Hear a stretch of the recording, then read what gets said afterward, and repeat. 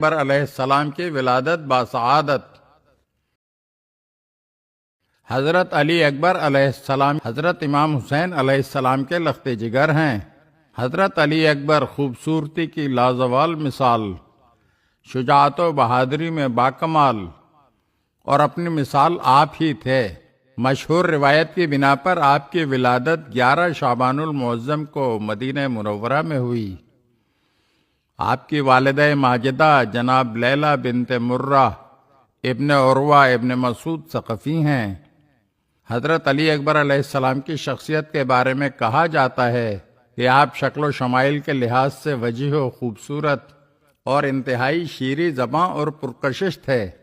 آپ صورت، سیرت، حسن خلق اور تمام صفات حسنہ میں شبیہ رسول خدا صلی اللہ علیہ وآلہ وسلم تھے۔ جس نے بھی پیغمبر اکرم صلی اللہ علیہ وآلہ وسلم کو دیکھا تھا، وہ اگر دور سے حضرت علی اکبر علیہ السلام کو دیکھ لیتا تو گمان کرتا کہ خود پیغمبر اکرم صلی اللہ علیہ وآلہ وسلم ہیں۔ لہٰذا جب بھی خاندان اہل بیت کے افراد اور اہل مدینہ پیغمبر اکرم صلی اللہ علیہ وآلہ وسلم کی زیارت کے مشتاق ہوتے تھے تو جناب علی اکبر کا دیدار کر لیا کرتے تھے۔ اسی طرح شہزادہ علی اکبر نے شجاعت اور بہادری اپنے دادا امیر المومنین علی علیہ السلام سے ورثے میں حاصل کی تھی، اور آپ جامع کمالات اور خصوصیات کے مالک تھے۔ مشہور واقعہ ہے کہ ایک دن امیر شام نے اپنے درباریوں سے پوچھا کہ تم لوگوں کی نظر میں خلافت کے لیے کون لائق اور مناسب ہے؟ اس کے درباریوں نے اس کی خوشامد کرتے ہوئے جواب دیا، ہم تو آپ کے علاوہ کسی اور کو خلافت کے لائق نہیں سمجھتے۔ تب وہ کہنے لگا کہ نہیں، ایسا نہیں ہے، بلکہ خلافت کے لیے سب سے لائق اور اہل شخص علی ابن حسین یعنی علی اکبر ہے، کہ جس کا نانا رسول خدا ہے، اور اس میں بنو ہاشم کی دلیری اور شجاعت، بنو امیہ کی سخاوت اور بنو ثقیف کی عظمت و افتخار جمع ہے۔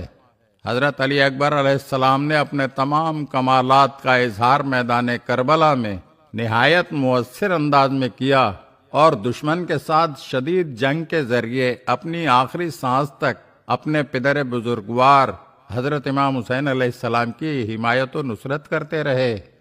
عاشور کے دن یزیدی لشکر کے ساتھ جنگ کے دوران حضرت علی اکبر اپنے ہاشمی ہونے اور اہل بیت کے ساتھ نسبت رکھنے پر فخر کرتے ہوئے یوں رجت خوانی کر رہے تھے، میں علی کے بیٹے حسین کا فرزند ہوں، بیت اللہ کی قسم ہم نبی سے زیادہ قرابت داری کا حق رکھتے ہیں، خدا کی قسم یہ زنا زادہ ہم پر حکم نہیں چلا سکتا، میں تلوار سے دشمن پر کاری ضرب لگاؤں گا اور اپنے باپ کی حمایت کروں گا، وہ بھی ایک ہاشمی اور قریشی جوان کی تلوار سے۔ حضرت علی اکبر علیہ السلام کربلا کی تحریک میں اپنے بابا کے ہمراہ قدم بقدم شامل رہے۔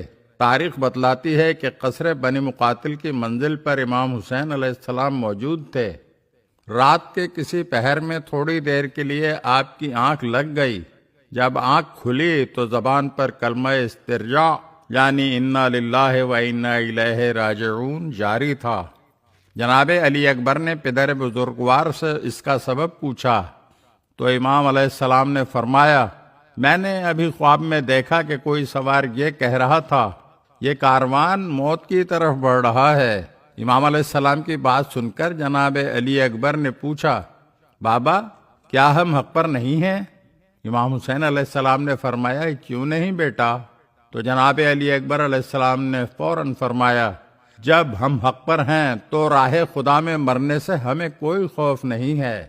مشہور ہے کہ بنو ہاشم میں سب سے پہلے میدان کارزار میں جانے والے جناب علی اکبر ہیں۔ علی اکبر کا میدان میں جانا امام حسین علیہ السلام اور اہل حرم کے لیے بہت سخت تھا، لیکن آپ کے جذبہ ایثار اور راہ اسلام میں فداکاری کا مظاہرہ میدان میں جائے بغیر نہیں ہو سکتا تھا۔